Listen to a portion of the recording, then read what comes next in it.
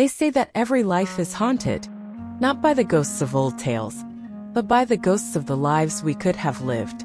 The ghost of the violinist on a magnificent stage, of the writer whose work is a worldwide bestseller, of the explorer who carved their name into history. They are the echoes of what if the paths not taken. Tonight, I want to tell you the story of three people who faced those ghosts head-on. They had seen glory within their grasp, felt the weight of destiny on their shoulders. But then they made a choice that made those ghosts willingly retreat into the shadows to make way for another title, simpler, yet infinitely more sacred: Father and Mother. This is not a story about what was lost, but about the price of love. Our journey begins in Boston on a day in 1985, where an extraordinary musical talent was born, bearing the name Sara Evans. Story 1: The Silent Strings of Sara Evans. In a cozy little apartment in the quiet suburbs of Boston, Massachusetts, Sara Evans grew up with her destiny. From the time she was a 5-year-old girl, Sara found her true love in the sound of the violin. It wasn't just a simple affection, it was a gift. Her small fingers danced across the strings with a masterful touch, creating melodies that had the power to mesmerize the soul. That talent took her beyond all limits. In 2003, Sara brilliantly won the prestigious Queen Elizabeth Art Scholarship, a passport that led her to the Royal Academy of Music in London. There, she didn't just shine, she blazed, graduating as valedictorian and winning countless international awards, culminating in the first prize at the International Tchaikovsky Competition for Violin in 2007. The entire music world was certain that Sara Evans would become one of the greatest violinists of her generation, with a performance schedule already booked for the most prestigious stages across Europe and America. But life, a brilliant composer in its own right, often brings unexpected scores. In 2012, Sara and her beloved husband, David Miller, a dedicated history teacher, received the happy news that they were expecting a child. Facing a growing financial burden with David as the main breadwinner, and keenly aware that constant touring could never provide a stable home for their coming child, Sara faced a heart-wrenching decision. She chose to set aside her priceless violin, abandon a lucrative recording contract with the renowned label Deutsche Grammophon, and cancel the world tour that was already within her reach. Instead, Sara found a stable job in the accounting department of a publishing company in Boston. Her world shifted from transcendent notes to cold numbers and invoices. But sometimes very late at night, after exhausting hours at work and when her 2 children, Lily and Max, were fast asleep, she would secretly open her violin case. She would caress the violin like an old friend, then draw out solitary melodies meant only for herself. Those notes no longer echoed in magnificent concert halls, but were just enough to warm the small room and her heart. They were the whispers of an unfinished dream, but also the most beautiful hymn in praise of sacred motherhood. Sara Evans may no longer be the world's prodigy violinist, but she had become a great mother in the eyes of her children, and that was the title she cherished most.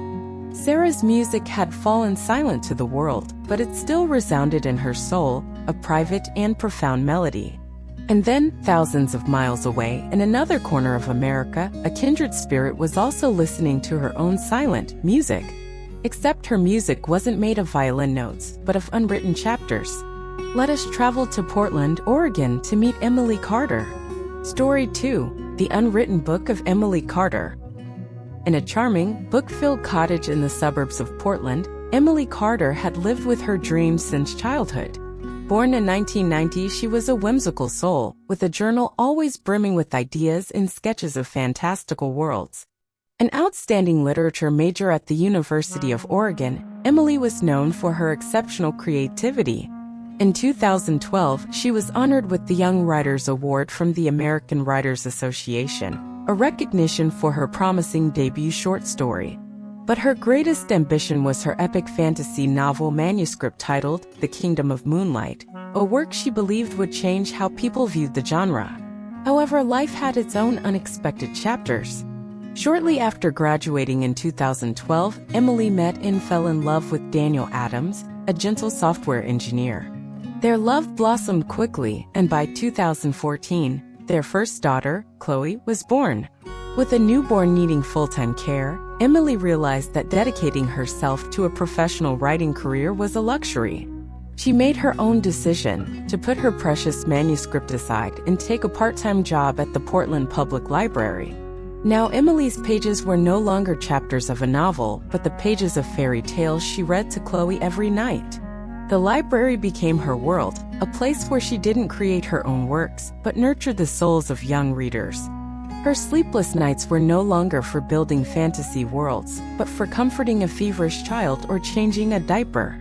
Occasionally, as her eyes skimmed past the spine of the Kingdom of Moonlight, sitting silently on the shelf, a fleeting sense of regret would wash over her. But one look at Chloe's smile, watching her daughter eagerly turn the pages of a book, and Emily knew she was writing the most beautiful story of her life, the story of motherhood and unconditional sacrifice. From silent notes and unwritten pages, our story now shifts to a vaster space, where the air is thinner and the call of the wild is more intense than ever. If Sarah's and Emily's dreams were to create inner worlds, the dream of our next subject was to conquer the outer world with his own 2 feet.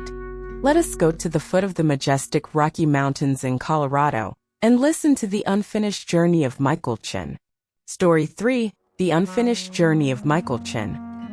In a small, quiet town at the foot of the Rocky Mountains, Michael Chin, born in 1980, was the embodiment of the spirit of adventure. He was an explorer, an accomplished mountaineer with a burning passion for high peaks and untouched wilderness. After graduating with a degree in geology in 2002, Michael had left his footprints all over the world, from summiting Denali in Alaska in 2008 to leading an expedition through Patagonia in 2011. Which earned him praise from National Geographic magazine. But all of that was just a prelude to the greatest dream of his life, to undertake a transcontinental trek from the northernmost tip of Canada to the southernmost point of Argentina, a journey he had spent a decade preparing for. But then in 2015, just as everything was nearly ready, fate intervened. His wife, Sarah Thompson, suffered a severe pregnancy complication with their second child, forcing her to be bedridden in the hospital for months. His family, including their first son Ethan, needed him more than ever. Without a moment's hesitation, Michael put his journey of a lifetime on hold. He canceled his permits, sold his equipment, and dedicated all his time to being the anchor for his family. He was the devoted husband at his wife's bedside, the resilient father caring for his son at home, doing everything from school runs and cooking to working extra jobs to cover medical bills. Michael missed his chance to be written into the history of great explorers, but he created a history of his own, the history of a husband and a father. Sometimes, through the hospital window, his gaze would still drift to the distant peaks. But then his wife's smile and his son's chatter were a reminder that he was on the most important journey of his life. Michael Chin may have never set foot on the southern tip of Argentina, but he had conquered the summit of love and sacrifice. So Sarah put down her violin. Emily closed her book. And Michael put away his map. They chose family. Their stories make me, and perhaps you, pause for a moment and wonder. Behind our own parents, how many symphonies have fallen silent just like that? How many dreams have been carefully wrapped up and tucked away in a deep corner of the heart? We as children only see them as mom and dad. We see the hot meals every evening, the always clean house, the words of encouragement when we stumble. But we rarely, if ever, see the stage they gave up, the novel they never got to write, or the mountain they decided not to climb. We only see their lives revolving around us, without realizing that, perhaps, we were the sun they willingly chose to orbit. And maybe the most profound, the most sincere thank you we can give to the generation before us, to our parents, is not just for what they did for us, but for the dreams they gave up for us. Because in the end, they taught us the greatest lesson of all, one not found in textbooks or musical scores. It is the lesson of sacrifice. That true love sometimes is the choice to place someone else's happiness and future above even your own most brilliant dream. And that, my friend, is the most beautiful legacy they leave for us.